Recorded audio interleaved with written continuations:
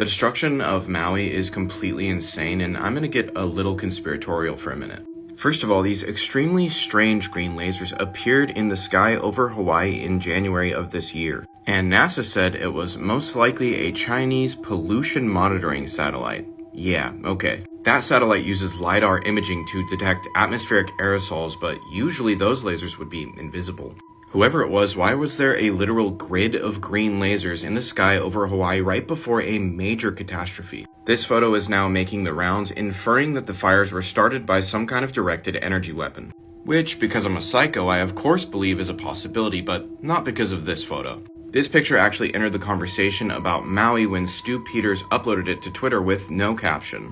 He probably uploaded it with no caption because he's well aware the picture is actually a time-lapse photograph of a Falcon 9 launch. Well, that's according to other people on Twitter, so who knows. But the picture definitely existed on the internet well before any of the Maui fires. But it does kind of remind me of the hundreds of Canadian wildfires that started simultaneously earlier this year.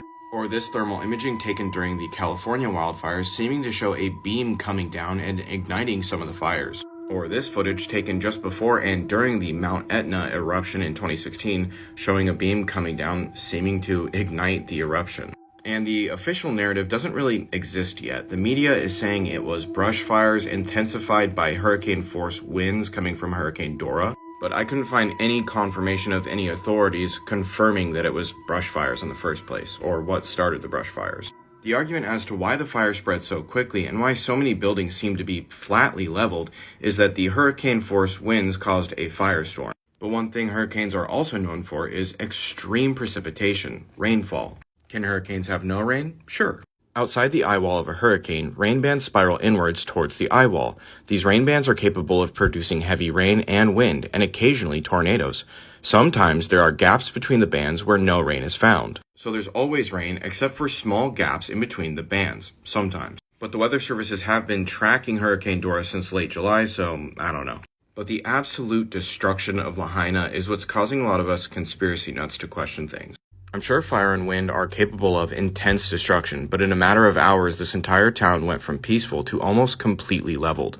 Anytime directed energy weapons are mentioned, most people just think it's completely ridiculous and that they're not real, which I understand why you'd think that, but they're definitely real. This is the Boeing YAL-1, a megawatt-class airborne laser weapons system mounted inside a modified military Boeing 747.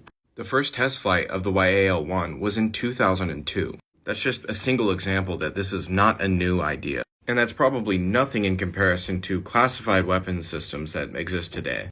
I bring this up because a lot of people are starting to believe that we're currently in the next level of warfare, or fifth generational warfare.